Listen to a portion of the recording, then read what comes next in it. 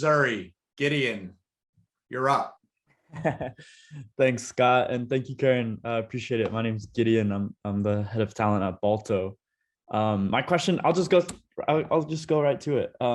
Karen, knowing like what you know now of all the experiences that you've done, of all the books that you've written, like what would you have done differently, or how would you change your approach about writing?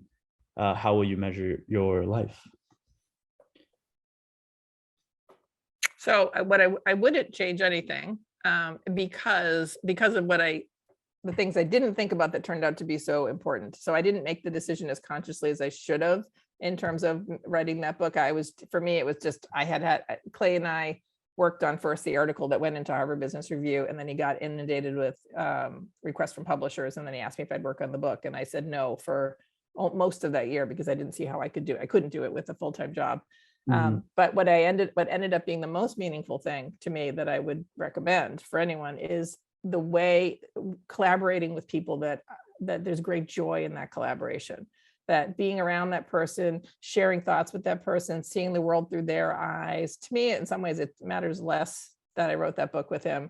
The fact that I should say that made it even more meaningful to me was he asked me to write the book, and I finally said yes right after the article came out.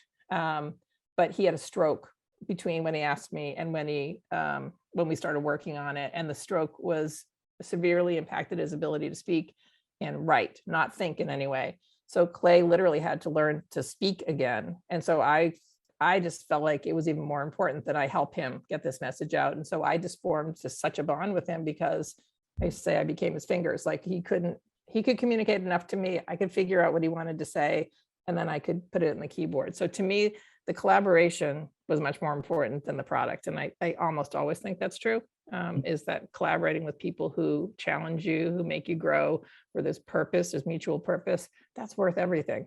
Some books are successful, some are not, but the collaboration was invaluable to me, priceless.